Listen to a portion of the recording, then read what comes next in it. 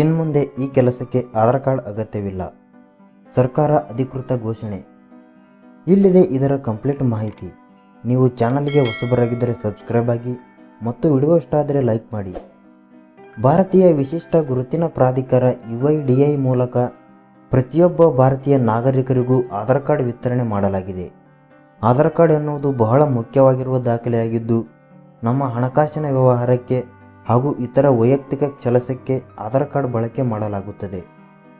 ಶಾಲಾ ಕಾಲೇಜುಗಳಿಗೆ ಮಕ್ಕಳ ಹೆಸರು ಸೇರಿಸುವುದರಿಂದ ಹಿಡಿದು ವಿಮಾನದಲ್ಲಿ ಹಾರಾಟ ಮಾಡುವುದಕ್ಕೂ ಕೂಡ ನಾವು ಆಧಾರ್ ಕಾರ್ಡನ್ನು ಪ್ರಮುಖ ಗುರುತಿನ ಚೀಟಿಯಾಗಿ ಕೊಡಬೇಕಾಗುತ್ತದೆ.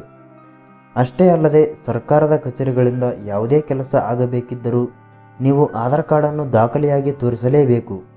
ಉದಾಹರಣೆಗೆ ಮ್ಯಾರೇಜ್ ಸರ್ಟಿಫಿಕೇಟ್ ಮಾಡಿಸುವುದು, ಆಸ್ತಿ ನೋಂದಣಿ ಮಾಡಿಸುವುದು, driving licence, passport, voter ID ಮೊದಲಾದ ಗುರುತಿನ ಚೀಟಿಗಳನ್ನು ಮಾಡಿಸುವುದು.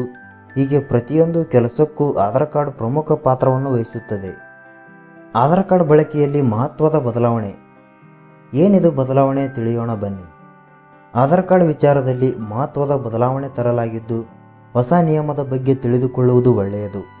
ನಮ್ಮ ಎಲ್ಲ ಕೆಲಸಕ್ಕೂ ಆಧಾರ್ ಕಾರ್ಡ್ ಬೇಕು. ಆದರೆ ಇನ್ನು ಮುಂದೆ ಇದೊಂದು ಕೆಲಸಕ್ಕೆ ಆಧಾರ್ ಕಾರ್ಡ್ ಮಾನ್ಯವಲ್ಲ ಎಂದು ಸರ್ಕಾರ ಘೋಷಿಸಿದೆ. EPFO ಸುತ್ತೋಲೆ ಹೊರಡಿಸಿದೆ. ಉದ್ಯೋಗಿಗಳ ಭವಿಷ್ಯ ನಿಧಿ ಸಂಸ್ಥೆ ಅಂದರೆ EPFO ಜನ್ಮ ದಿನಾಂಕವನ್ನು ಪರಿಶೀಲಿಸುವ ದಾಖಲೆಗಳ ಲಿಸ್ಟ್ನಿಂದ ಆಧಾರ್ ಕಾರ್ಡನ್ನು ಅಮಾನ್ಯ ಎಂದು ಘೋಷಿಸಿದೆ. ಅಂದರೆ ಆಧಾರ್ ಕಾರ್ಡನ್ನು ಪ್ರಮುಖ ದಾಖಲೆಯಾಗಿ ಇಲ್ಲಿ ಪರಿಗಣಿಸಲಾಗುತ್ತಿಲ್ಲ. EPFOನಲ್ಲಿ ಜನ್ಮ ದಾಖಲೆಗೆ ಆಧಾರ್ ಕಾರ್ಡನ್ನು ಪ್ರಮುಖ ದಾಖಲೆಯಾಗಿ ಬಳಸುವಂತಿಲ್ಲ. ಆಧಾರ್ ಕಾರ್ಡ್ ಪ್ರಾಧಿಕಾರದ ಪ್ರಕಾರ ಇನ್ನು ಮುಂದೆ ಜನ್ಮ ದಾಖಲೆಗೆ ಆಧಾರ್ ಬದಲು ಬೇರೆ ದಾಖಲೆಗಳನ್ನು ನೀಡಬೇಕಾಗುತ್ತದೆ. ಆಧಾರ್ ವಿಶಿಷ್ಟ ಗುರುತಿನ ಚೀಟಿ ಆಗಿದ್ದರೂ ಕೂಡ 2016ರ ಆಧಾರದ ನಿಯಮದ ಪ್ರಕಾರ ಜನ್ಮ ದಿನಾಂಕವನ್ನು ಗುರುತಿಸುವ ಐಡೆಂಟಿ ಕಾರ್ಡ್ ಆಧಾರ್ ಅಲ್ಲ.